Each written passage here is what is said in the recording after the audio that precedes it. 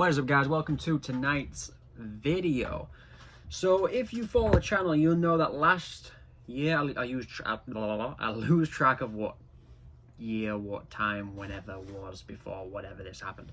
But from November 2019 to May 2020, I did a vegan experiment. And by vegan experiment, I mean I was all in.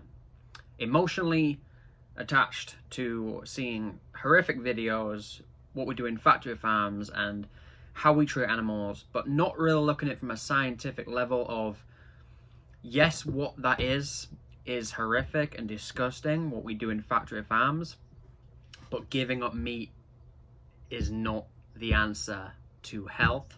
It's not the answer to environmental causes. It's not the answer to a lot of things. But I couldn't see that, and what I saw was the only option was to give up meat. From May 2020 until now, so it's March 2021. I don't know why I say that, because you're all on the same time as me. I've been following a predominantly animal-based diet. As you can see in my last video, I describe exactly what that is. I won't go into it here, but watch my last videos. It's exactly describing what it is. But here's what you should do. If you're thinking about going vegan, and I have this conversation with a lot of people, and oftentimes I tell them my experience, and oftentimes I'll try and talk them out of it. Because a lot of the vegan agenda, although I believe their hearts are in the right place, they pull on people's emotional strings, and they don't often give all the facts. They just show you snippets and clips of videos and show you science and give almost a little bit of pseudoscience and don't really give you the full picture when it comes to explaining the full thing, like regenerative farming, like what we're designed to eat as human beings. That being said, although I've talked people out of being vegan, and I have spoken to people who have been like, yeah, well, I want to go vegan, and then kind of told them the pros and cons, I would advise anyone that's been pondering with the idea of going vegan, because before I did it, I was pondering with it like for 1 to 2 years. It kept coming back, it kept popping in my head. I'd advise doing it. I'd advise doing a vegan diet, just to realize how much your body thrives and, in my opinion, needs meat. It's not just protein when we're talking about meat.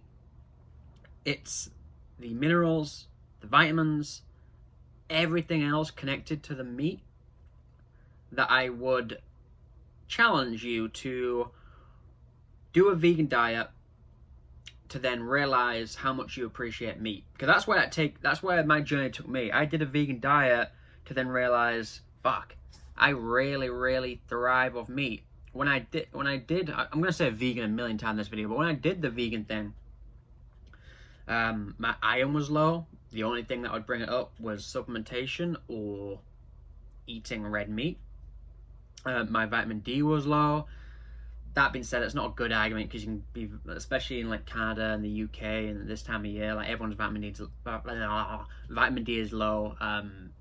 It's that, yeah, unless you supplement, it's not really a good argument for a vegan argument. But my zinc was low, my calcium was low. A lot of things that not just you kind of need them, essential to life.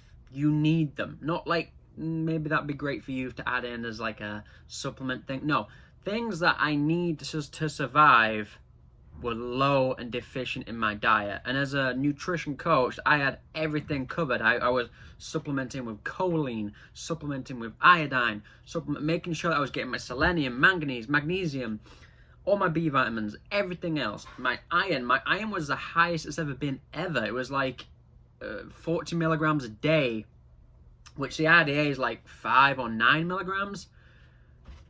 But because I was getting that from leafy greens, I wasn't fully absorbing all of that iron.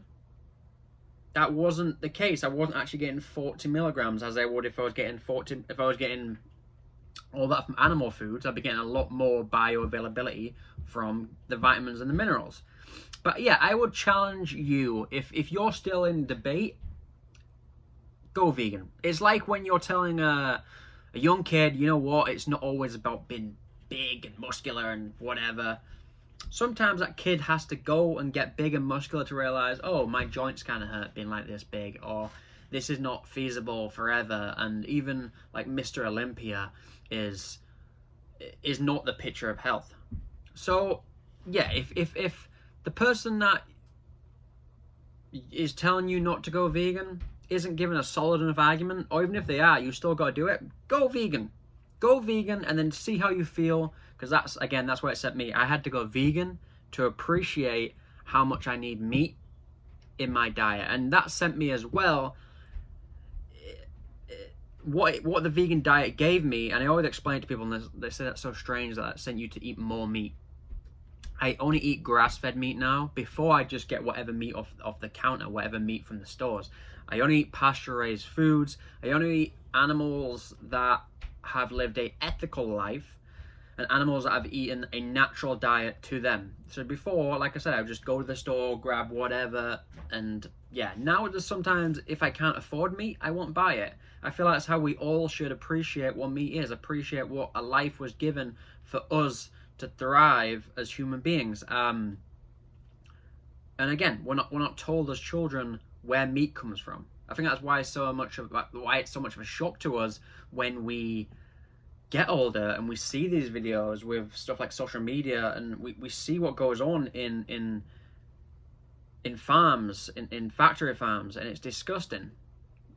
But that's not what happens in small farms. And I know vegans will argue, oh, well, they all go to the same place. Probably do. They probably do. I can't argue that. But you know what?